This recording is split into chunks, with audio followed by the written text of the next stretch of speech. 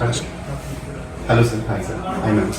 सो आज हमने कोलोनोस्कोपी किया। कोलोनोस्कोपी जो दूरबीन का टेस्ट होता है, तो हमने आपका टेस्ट किया। आपसे मैं कुछ जानना चाहता हूँ एज एन अवेयरनेस वीडियो। जो लोग हमारे पास पेशेंट्स आते हैं ब्लीडिंग के लिए, वो कहते हैं कि हमारे मोशन में ब्लड आया है, तो हम वो काफ़ी वरीड रहते हैं।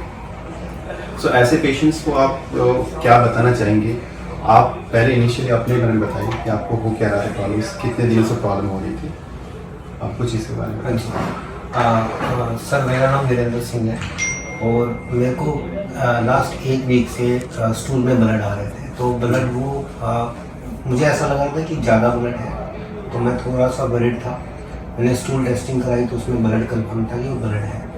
तो मैंने कुछ डॉक्टर्स को दिखाया आपसे पहले, तो लेकिन उसके साथ उन्होंने कोलोनोस्कोपी सजेस्ट की थी मुझे कि कोलोनोस्कोपी करवानी पड़ेगी, अदरवाइज डिटेक्ट नहीं होगा। अब मैं कोलोनोस्कोपी को लेकर भी थोड़ा सा वरीड था। तो ब्लड जो आया था वो कितना ज़्यादा था? बहुत ज़्यादा था, थोड़ा सा? नहीं, ब्लड थोड़ा ही था, बट अगर आप ब्लड को देखोगे तो आपको हमेशा ज़्यादा ही दिखेगा। फ्रेश ब्लड है, फ्रेश ब्लड था। फ्रेश ब्लड तो अलग प्रॉब्लम ये है कि उसमें मैंने जो गूगल पे पढ़ा तो अगर गूगल पे आप ब्लड इन स्टूल डालोगे तो आपको हमेशा वो कोलोनल कैंसर या रेक्टम कैंसर या फिर आपको जो टॉप की बीमारियां उन्हीं का नाम दिखाएगा। तो आई थिंक आप अगर वो एक बार पढ़ लोगे तो आप डिप्रेशन में वैसे ही चले जाओगे।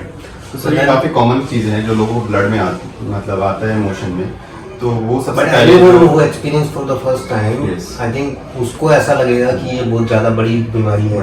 तो आपने गूगल पे जाके चेक किया? मैंने गूगल पे जाके चेक किया, जो कि मेरे को नहीं करना चाहिए किसी और लोगों से भी मैं अपील करता हूँ कि रिक्वेस्ट करता हूँ, not request but at least Google में से कोई भी कुछ भी डाल सकता है। आई मीन मैं एक्सपर्ट नहीं हूँ, लेकिन मैं भी अपने ओपिनियन डाल सकता हूँ और ओपिनियन कोई भी पढ़ सकता है। आपने फ्रेंड सर्कल में पूछने की कोशिश की? फ्रेंड सर्कल पे मैंने बताया कि मेरे को ये डिजीज है, तो फ्रेंड सर्कल फिर अलग से वो अपना गूगल पढ़ेंगे और फिर मेरे को व्यूज़ देंगे।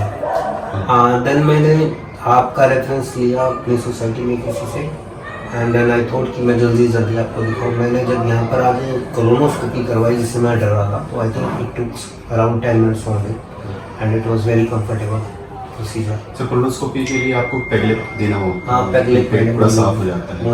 इस प्रोसीजर के बारे में बताएंगे कि कितना सा सिंपल है? बहुत ज़्यादा सिंपल है, बहुत ज़्यादा सिंपल है। अगर मतलब सुबह आपको 1 घंटा या 1.5 घंटा देना है, पानी में डाल के पीना है उसको, और टेस्ट भी उसका कुछ ऐसा नहीं है। आप इजीली जैसे सॉल्टेड वाटर, कुछ लोगों को वॉमिटिंग भी होता है। नहीं, make up your mind. I think अगर माइंड में अगर पहले से कुछ अलग सोच रखोगे कि नहीं मेरे को वॉमिटिंग हो जाएगी तो अलग बात है, otherwise there is nothing in that. आप ऐसा लगेगा जैसे नमक का पानी पी रहे हो, अदरवाइज वो बहुत ही कंफर्टेबल है।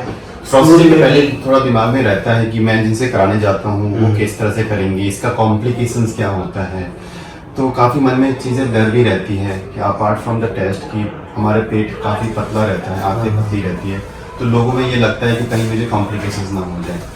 सो इसमें यूजुअली जो कोलोनोस्कोपी बहुत बड़ा स्पेसिफिकली जो टेस्ट होता है वो काफ़ी टेक्निकल डिमांडिंग प्रोसीजर होता है। इसमें ब्लीडिंग का रिस्क होता है, परफोरेशन का रिस्क होता है, लेकिन इन गुड हैंड्स जो है ये प्रोसीजर बहुत सिंपल है। 5 से 10 मिनट जैसे हमने देखा भी। आपको कैसा लगा सर प्रोसीजर के दौरान? आपको कुछ पेन हो रहा था sir?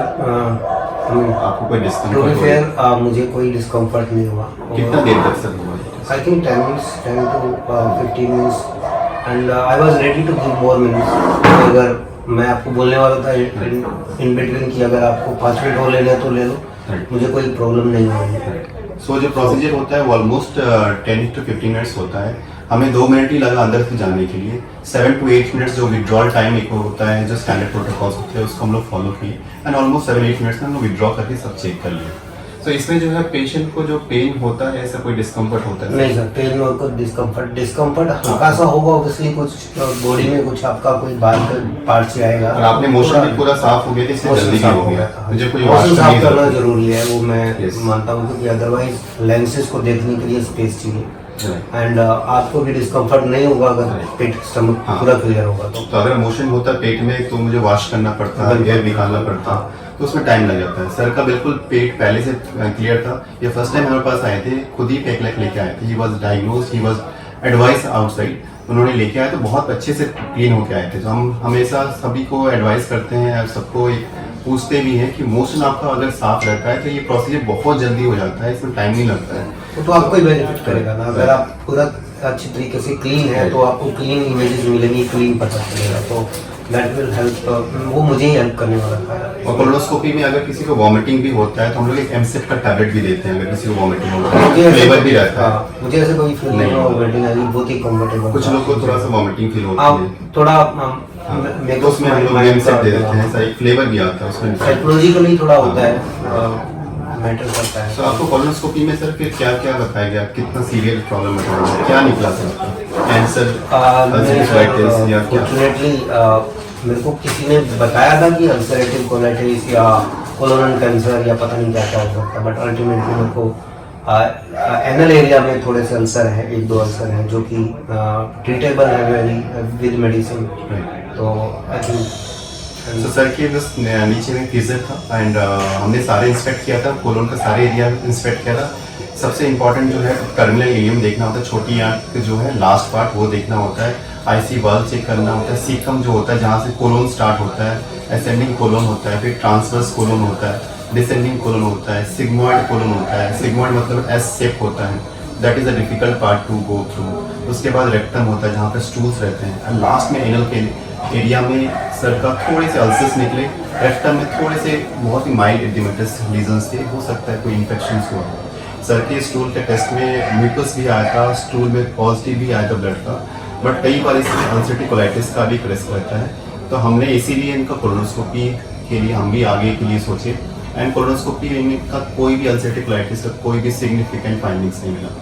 I wish sir all the best wishes from my side, and thank you sir, thank you ma'am कि आप लोग हमें आने की जरूरत नहीं है। So Fisher is almost 5 to 7 days of treatment। आप स्टू सॉफ्टवेयर लेंगे, खाना भी हल्का फुल्का खाना है, स्ट्रेस बिल्कुल नहीं लेना है, चला फिरा करो, प्लेंटी ऑफ लिक्विड्स ले, पानी पिए, and healthy. Thank you sir. I am pleased to meet you. Thank you.